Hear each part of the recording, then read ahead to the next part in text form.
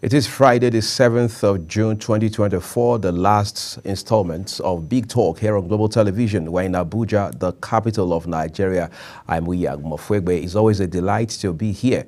Tonight, we go big with the talk because the Nigerian Governors Forum is not making it any easier, the conversation around the minimum wage. While on the one hand, we understand that Wale Edo, Minister of Finance, who also is the coordinating Minister of the Economy, had submitted a template to President Tinubu based on the directive given to him in the course of the week.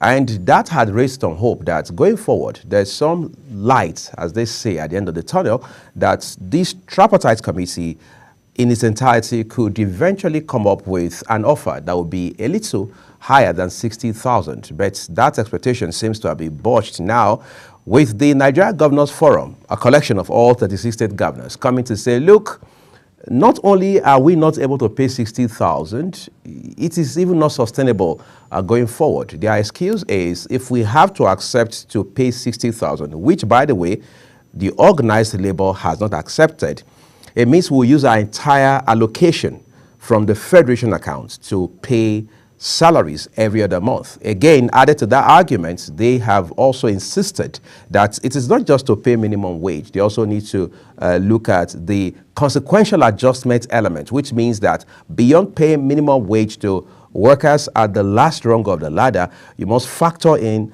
the element of adjusting pay for people who are beyond the minimum wage level. And then they say you have pensioners to also take care of every other month while you are paying those who are still in service. So that raises the question, for example, of where do we go from here in light of this conversation? I mean, some persons had hoped between today and Sunday there could be another very critical, or if you like, crucial meeting with the federal government on the one hand and the organized labor on the other. But whether or not that meeting takes place now, it means another layer has apparently been added to this discussion. So in its entirety, what does this mean for the Nigerian workers? What does it mean for the hope that workers will be paid better? So give or take, they can survive this hardship and move on with their lives. That's the conversation we want to have tonight, and we will put it on the road for you right after this short break. Do stay with us.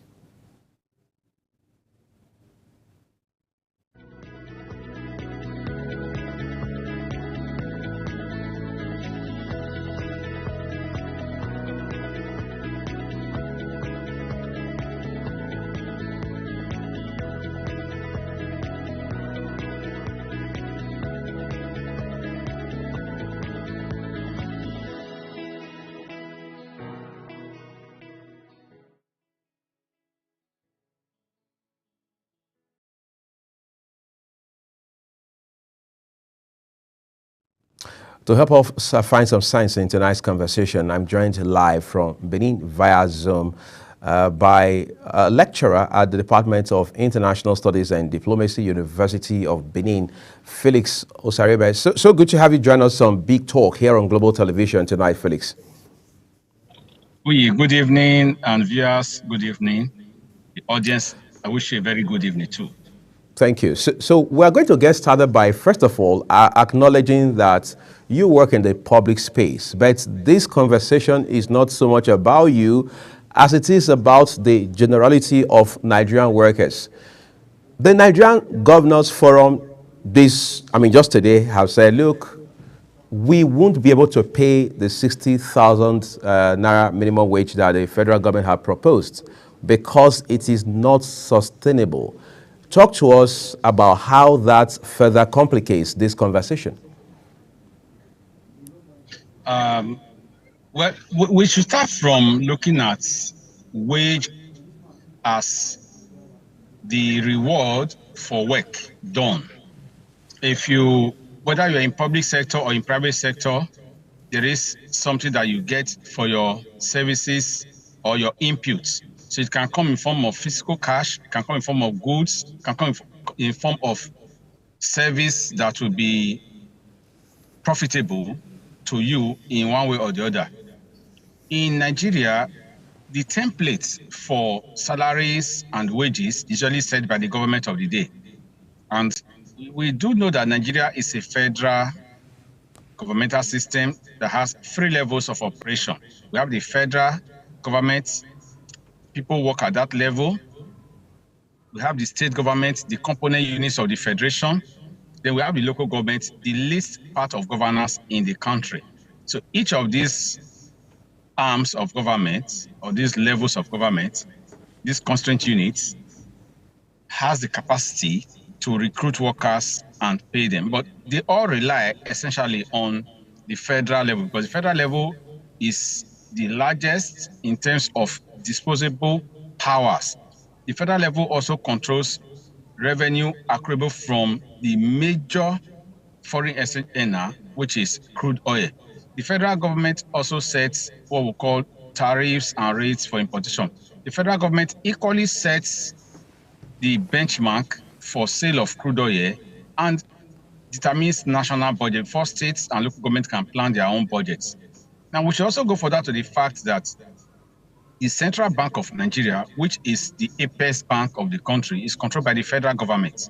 States do not have central banks. So all banks in the country are controlled by the federal government through the central bank. And the central bank sets the rates for lending and borrowing within the country. It also issues treasury bills on behalf of the government, where other states and foreign bodies can buy in. So the bulk of the financial muscle and power in the country is controlled by the federal government. The federal government sets lending ratio, borrowing ratio.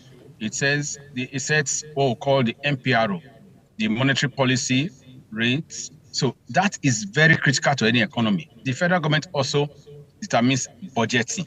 Now, if you look at these factors closely, you therefore see that the federal government is the driving force of the economy of the country. Now, the last strike by the Nigerian Labour Congress and the Trade Union Congress about minimum wage, which is the least amount a publicly employed worker should earn, was directed principally at the federal government. But it cuts across, that's what we call a corollary effect on other parts of the country. We should be very clear about this information. Once a rate is set, it will affect all others. For example, whatever federal government determines as its benchmark will be applicable to states, to local government, and even to the organized private sector and the informal private sector. So when we talk of minimum wage, we're not talking of civil servants alone or public servants. We should be looking at the generality of the country. That is the critical point that must be understood when we talk of minimum wage, because the minimum will be what will be the least someone will be paid for services rendered or work done at every point in time when it is done by a legal transaction. That's what would determine our minimum wage. Our minimum wage is tied usually to certain factors. One of those factors should be, first and foremost, the purchasing power of your currency. Second, the budget that was approved, which is the legal document that determines the income and expenditure of the government within a financial year, a particular period. And the budget, being an appropriation bill, is a law for that particular year. It has both short-term and long-term implications and obligations. Then we should also look at the fact that government is a continuum. So if, for example, the previous administration said they were going to review minimum wage and they did not, the next administration must necessarily do the needful. So it's not even as if you say because the previous administration did not do the right thing, you will not do it. It's a continuum, because you start from where the other one stops and you continue. And let us also know factually that there is this essence of provision for the welfare of the citizens, which is one of the cardinal obligations of government. So in this regard, therefore, the government of the day has the duty, they will not run from that obligation, of charting the path to progress and prosperity of the state. And one of such ways is what people earn, because government will always tax your income. And for you to tax income, you are supposed to have paid that income. In fact, one of the ways government makes money is taxation, not apart from other rates that the government charge, apart from levies on imports and other duties, apart from what you even charge on remittances. Taxation is one of the critical ways government raises revenue. You can talk of loans, can talk of foreign borrowing, can talk of direct draw from other banks and other sources. So critically, your minimum wage must be such that those who work within the economy should be able to continue to work. Something that can take them home from work and bring them back to work the next so that they can remain productive. So it's a very critical aspect of the economy of any country and society. And this is where we are today in Nigeria. Labour asks for $1 million. A lot of people say it's unrealistic. Labour has shifted. Now, in negotiation, you must be willing to make compromise. You must be willing to shift ground under certain conditions. That is why when the strike was to be called off last Tuesday, government said, we are not averse to negotiation. We will not pay less than 60,000. But let us go back and negotiate for the next 1 week. A lot of people asked me, I said, no, government did not say they are paying 60,000. They are saying they will pay above 60,000. Somebody else said, you can even pay 60,100 naira. After all, it's above 60,000. I said, yes. But the government has said, we are leaving the door open for further negotiation. We are not saying we must stop at 60. We are willing to move ahead. But that is federal government making a pronouncement. That's why it's a proposal. It has not become a fait accompli. It has not been certified. It has not been concretized. So federal government said they were willing. And once federal government negotiates, state governors are expectedly to fall in line. But the state governors are saying, as constant units, from what I just read this evening, that even the 60,000 is not what they can pay. It's not going to be sustainable. Now, the Governors Forum, being a part of the governmental system, is claiming they cannot pay that much. We will ask ourselves this question. Why would they say they cannot pay that much? If they cannot pay that much, what is in for the majority of workers in the country? But when you talk of NSC or TUC, you're not talking of workers at federal level alone. You're talking of workers across the length and breadth of the country, whether at federal, state, or local government level. Even in the organized private sector, for example, banks are not mostly under government. Bankers joined the last strike. Electricity workers are under government. They are private sector, organized private sector, and they joined the last strike. So it affects everybody, because that's why I said it is tied to the budgeting system. And government will also argue that, oh, we didn't have appropriation for this. There's room for supplementary appropriation. If workers are asking government to increase salary, do workers have a basis? Yes, because even the law says that after every 5 years, there should be a review of income paid to workers in the public sector and in the organized private sector. There's a lot to that effect. Government normally sleeps on that part to say, oh, we do not have the means. But when government is implementing its own procedures of saying we are going to change the rules on this particular charge, for example, electricity rates that was hiked recently, or subsidy that was removed on 29th of May 2023, the government did not consult anybody. So government can legislate by fiat and say this is what we want to take. Government can set import duty, the rates to be paid for imports coming to the country. Government can tell you what is the exchange rate for our naira to the international currency that we always rely on, which is the dollar, or the euro and the pound, which are subsidiary currencies. Government will do that. So the government does not consult. But unfortunately, this is where the problem lies. There is no proper consultation within the space. The government should always factor in state and local government capacity. And the federal government will also argue, as we are going to likely see now, that we give states allocation based on their own consideration. Is it population? Is it land size? Is it development needs? And that governors have overemployed. Governors have leakages, the one we call ghost workers. Governors also do political appointments that are way beyond their carrying capacity. We are going to hear all those things very soon. So it is going to be another long drawn argument between the federal government, the state government, and the local government on the one side, who are busy, who will start bickering very soon, and the organized unions on the other side.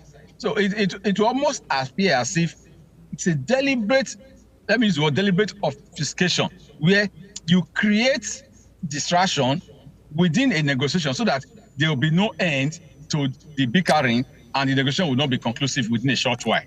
Great. Felix, you were just talking a while ago. You used the word capacity of the states because in the course of the week, I asked a question to one of our guests and I said, what happens if, in the final analysis, the federal government comes to some agreement with the organized labor and the states say we can't pay? Of course, that's where we are right now. However, how do we make sense of the reality that in Edo States, for instance, Governor Obaseki is already paying 70,000 naira? I mean, the state government under his leadership. Does that not say, or at least, is it not indicative of the fact that other states can follow suit and pay something meaningful? Maybe the same 60,000 that they are refusing to pay now. Okay, Oyi, let us take it from one point. How did Edo State government move minimum wage from 40,000 to 70,000? Edo State government was already at 40,000, while federal government was paying 30,000 as minimum wage. Mm-hmm. Edo State has a smaller workforce than federal government. We must give due consideration to that.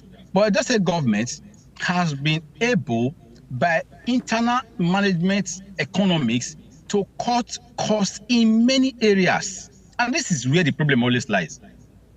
We have enough to go around. It is not that there is a dearth of either funds or resources. The challenge is the management of such funds and resources. Let me give an instance that will be very interesting here. Does every state in Nigeria need an airport? If the answer is no, why don't we create what we call operational hubs? For example, a particular geopolitical zone, you can have one or two airports that will service the whole zone.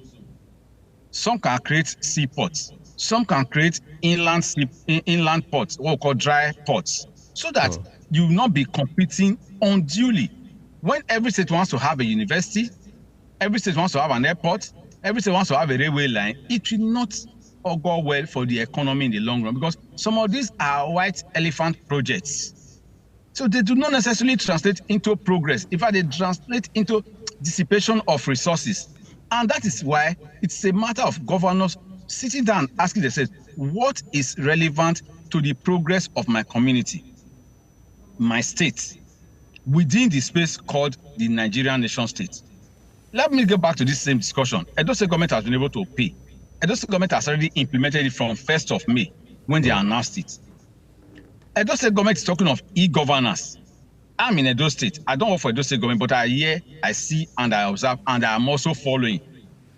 Edo State government created what we call central pool for the logistic vehicles. Now, right now, you cannot say this ministry has 20 vehicles. There's a central pool. If a minister, a commissioner needs a vehicle, he sends a message to the central pool. A vehicle is allocated to him. Edo State governor will tell you, Edo State government will tell you, we are reducing cost of housing our departments of government by putting everything in the secretariat. So all the government offices are now inside the secretariat. That is synergy. You can easily walk from one complex. There are 4 blocks there, from one to the other. So it's a way of also cutting down costs. If we are supposed to come from maybe down Ekenwa Road downtown, or Ogbowo, or uptown from Ogbuyoko, you now find yourself all together in Ring Road. The commissioners can easily walk across to a central meeting point, or to get to government house, which is closer. The logistics is now therefore reduced. That's also meaning reducing costs. I'm not speaking for the state government, but I'm saying that based on what the governor has done, that is what they projected has cut down their operational costs. What about taxation? How efficient is your tax collection system? What about revenue drive within the government? How efficient is your revenue drive? I'm aware that Edo State government, I live in Edo State, I live in Benin City, and I commute to work occasionally.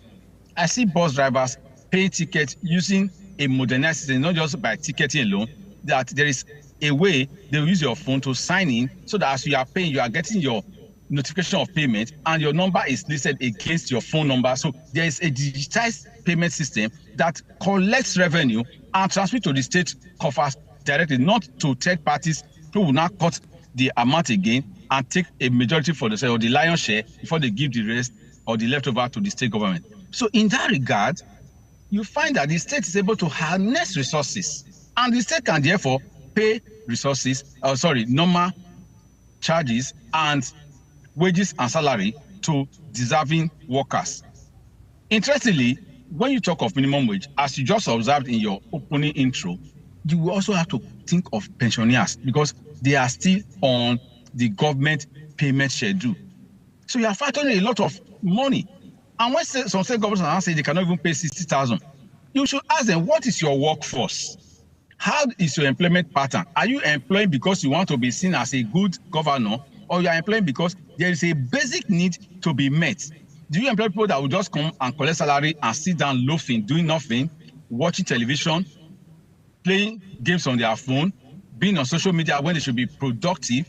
Because there should be a synergy, there should be a link. The nexus should be between what you are paid and what you are bringing in. I need to apologize, Felix. We need to take a quick break now. When we return in a few seconds, we'll continue with this interesting and timely conversation. Do stay with us, everyone.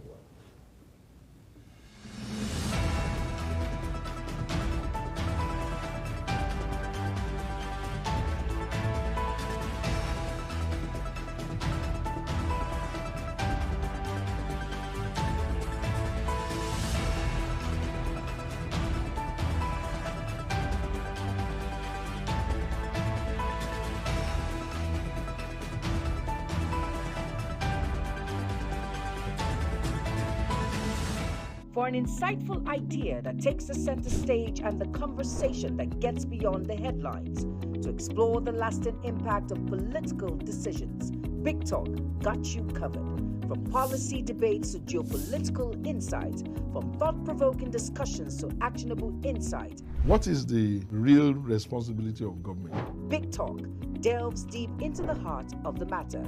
Join us weekdays on global televisions from 6:30 p.m. for a reverting journey into the heart of politics, where we dissect issues shaping our society.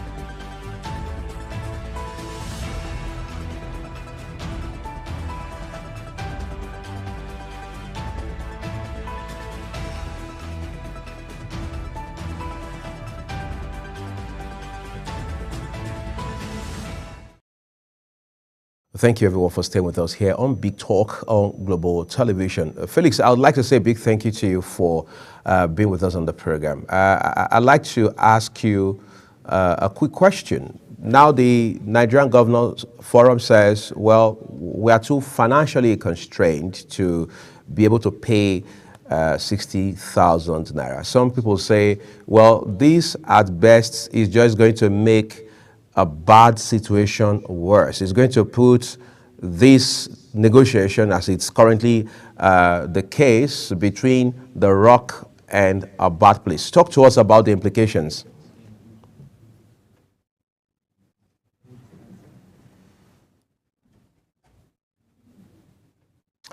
We'll take another quick break, everyone. When we return, we'll bring you the rest of the show. Don't stay with us.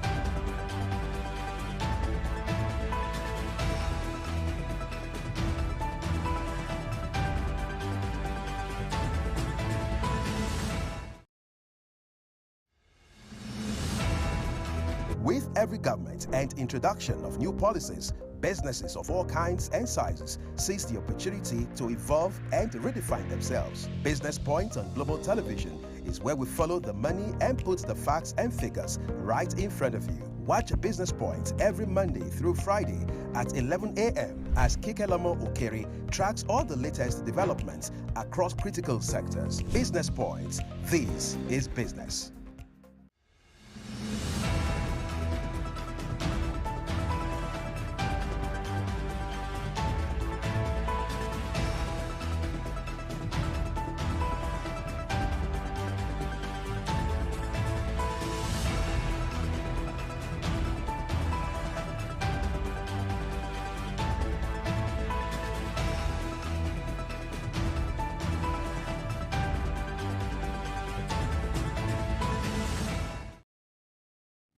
We appreciate you staying with us, everyone, on Big Talk here on Global Television. Let's continue with this very crucial discussion tonight. Felix, again, we'll say thank you for your patience. Thank you. All right, so I was just asking a while ago, I said, look, this current discussion being carried out by this tripartite committee has been deadlocked severally. In fact, when we heard yesterday that the Minister of Finance had submitted some sort of template to the President, some people saw that as some ray of hope to say, look, going forward, there's some pretty good chance that we could see some light at the end of the tunnel here. I'm asking, with this position now by the Nigerian Governors Forum, has it not become a case of being between a rock and a hard place, or making the bad situation worse? Yes, you are correct to that extent, but it's not a closed discussion yet. Well, I did say at the beginning of this program that we have workers at the federal level, we have workers at the state level, we have workers at the local government level. These are 3 tiers of government. Now, one tier is saying already that they cannot even afford 60,000 because it's not sustainable. But you made a clear point now that there is a state among all of these that's already paying 70,000 as minimum wage. So we can look at the issue from 2 perspectives. Is federal government willing to go on its own without carrying the state government along? Is the Governors Forum the mouthpiece of the discussion on the part of the government? Are local governments willing to follow state governors? These are issues, because we do know that local government autonomy is one of the issues that is still being canvassed. Secondly, if federal government is saying, based on proposal, that they were offering close to 100,000, some people say 100,000, some say 105,000, we started getting back and forth that it has dropped to about 60,000, which we are not sure yet. But let's take 60,000 as the benchmark. I'm just hypothesizing. And the federal government says, we are willing to offer 60,000. Is Labour ready to accept? That's another part of this discussion. Now, should Labour even say they want to bend over backwards? Okay, let us accept this in the interim, pending when there's greater improvement in the economy and government is willing to cut down operational costs, etc. Because this essentially is the problem. It is not the wage to be paid to workers that is the problem. It is the fact that there is so much leakage and wastage. Leakage in the sense that there are a lot of revenue that is not accruing to government coffers. Wastage, as I mentioned earlier on, in the sense of too many white elephant projects that dissipate the resources that flow to the state from the federal accounts allocation committee. States also generate their own revenue, the one we call the IGRO. What do they do with all this money? Because they get allocation from the federal accounts allocation committee. They also have their own IGRO. So states will have to now begin to look inwards. The argument that we cannot afford it, which is what they always say, it is no longer going to be tenable. And this is going to be a recipe for great economic confrontation. I won't call it crisis. It's going to be confrontation, because you find some states saying we can pay, some say we cannot pay. Those that can pay, go ahead and pay. Those that will say they cannot pay, they will have to now tell the receiving public why they cannot afford to pay what their mates are paying, because they are operating within the space called the Nigerian nation state. And in the Nigerian nation state, federal government allocates certain amount to the governors, as heads of states, heads of their own state administration. Now, as the head of administration state, it's your duty to plan within your resources and to also factor in how to raise more revenue for yourselves. It is not to wait for Abuja to disburse money every month, which is what some of the governors are doing. And most of these governors are going on spending spree by borrowing both within the country and outside the country. What have these borrowings translated into? The time is coming where labor should begin to question disbursement and expenditure, not just income, because income must translate into certain ends. So your point as to being between a rock and the hard place is a fact. But I said something else. I said it's going to be deliberate obfuscation, where you now use to buy time. And it will not avail the state governors. Very soon it will look like take it or leave it situation. Oh, okay, they will bring out the white card, which governors always say, we'll have to retrench some people. People are already in a comatose economic system. If you begin to downsize the workforce again, you have also reduced essentially your own accruable income from tax, your own IGRO. Even if you downsize, you are going to create more social crisis. First of all, manage the ones you have employed. Those areas of leakages and wastage, reduce them. White elephant projects should be stopped. Governors should become more accountable, more transparent, more responsible. Because the area of financial profligacy is gone. We cannot continue to pretend that things are okay. Things are not okay. And they are getting worse by the day. The economy is so bad now that if you go out of your house with your minimum wage, which as at now at federal level is 30,000, what you will buy with it cannot fill a handbag. Minimum wage today, as a federal level, is 30,000. How much is a bag of rice? 25 kg, 50 kilogram bag of rice is going for almost 100,000. Even if the one we call local rice goes for nothing less than 85 to 90,000. That means it take you 3 months of saving without spending to buy a bag of rice. I mean, this is a bag of rice that a family of 4 can consume within a month. By the way, do we just eat rice alone? You have to buy other things to even cook the rice. Cooking gas has almost gone through the roof. We are talking of climate change, global warming. Meanwhile, we are going back to burning firewood. We are beginning to use charcoal, increasing the carbon monoxide content in the atmosphere. So there are a lot of things that we should begin to look at. This is why I said we need an all-inclusive approach to address this matter. Playing the ostrich will not be the solution. Governors do not exist in a space outside of the reality of our existence as a country. It is time for them to climb down from their high horses and begin to indigenize their argument. The man that is in the street is thinking of food to eat, the roof over his head, and how to get to work and get back home, which we'll talk of as transportation. The cost of fuel today, which is fixed by the federal government, is so high that a lot of people now begin to cut down their work time. Does that not also affect productivity? So at the end of the day, it is not going to be a winning argument when you begin to argue that people that are already sacrificing should tighten their belt further.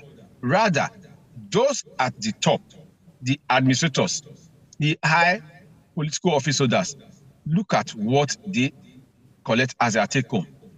Cut down from that perspective. If we are able to bring down the expenditure of government in terms of spending, lavish entertainment, hosting of programs that do not translate into immediate benefits, those things should be reduced maximally so that people begin to have a feel of government that is directly touching the lives of ordinary citizens. So when you are talking of sacrifice, when you are talking of making commitment to progress, it will become pragmatic to the ordinary man on the street. The ordinary man on the street does not need to wipe out from government to say government is working. If he sees roads that are tarred, if he can enter transport from one point to the other, if he can get a decent meal, even if it's not 3 times a day, he will be contented. But when those things are lacking, you begin to question his own existence, and you begin to see that there are flaws. And meanwhile, you talk of state banquet, high office programs, where you see so much lavish and opulent display. You begin to ask, is it not the same society? Is it not the same space that we occupy?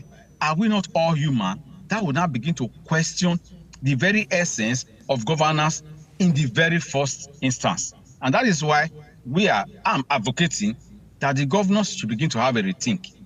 We can address this problem. Cut down cost of governance. Instead of having a fleet of 20 vehicles, use 2 or 3. When your government is people-oriented, when it is populist, you don't need so many security detail. They are human. They can only give you physical security. So once you are able to translate into that point where you are able to meet their needs, what insecurity are you afraid of? We are yet to come to the point of insecurity at the local level, which is also affecting productivity. I have not discussed that point, but we are looking at the top for now. If we go down to the bottom, why is insecurity still a challenge? Because it has not been addressed properly, whether by the federal government or by the component state governments. If there's a synergy between the federal government and state government, the elements of insecurity can be addressed. We still have the police system, we have the paramilitary. We don't even need to bring in the military, the army, which is actually for territorial security. That is the security of the entire country. Because the army is already overstretched. The army is for external defense. Why are we using military for external defense for internal policing work? Recruit more police, do more community policing. That will also reduce the cost you are spending on purchasing arms. You buy arms, you stock arms. We are not fighting war. We are fighting internal challenges. Self-inflicted distress is what we are spending money on. Money that should be spent on hospitals, on education. And when you educate people very well, they are well fed and their health is in good order. They will have less social vices that you will now spend hard-earned resources to address. This is the reality of our society. And this is why governors, if they are pragmatic, if they are sincere, if they are transparent, and if they face the reality of their job as governors, which is to chart the path to progress and prosperity for their citizens, it will be possible. All right. It is not rocket science. I'd like to say a big thank you to tonight's Felix Osareme, a lecturer, Department of International Studies and Diplomacy, University of Benin, for joining us via Zoom live from out of Benin City tonight. We do hope you enjoy the rest of your evening. Thank you very much. As it were, tussle between the federal government and the organized labor in Nigeria is nothing new. As a matter of fact, for decades, this struggle has been on. It is one issue after another. However, this ongoing one has a couple of twists to it. The first is the organized labor is saying, look, in addition to making an offer that we find decent and reasonable to Nigerian workers, you've got to reverse the electricity tariff hike to the 66 naira kilowatt hour that it used to be, not this over 200 naira where it is right now. Added to that, just today, the Nigerian Governors Forum has also said that they won't be able to pay 60,000 naira if Labour and the federal government were to agree on that. In the final analysis, it is our wish that these negotiations that are ongoing do not degenerate to such a state where Labour will be left with no other option than to revert to strike action, because the one that lasted for barely 2 days in the course of the week didn't look anything friendly. We saw how airports were picketed, and of course the national grid was shut down, which occasioned a total blackout of this country end to end. We pray that that doesn't happen, and that's it tonight on Big Talk here on Global Television. I'm Wiag Mofwegbe. I'm saying we appreciate the time that you have invested with us.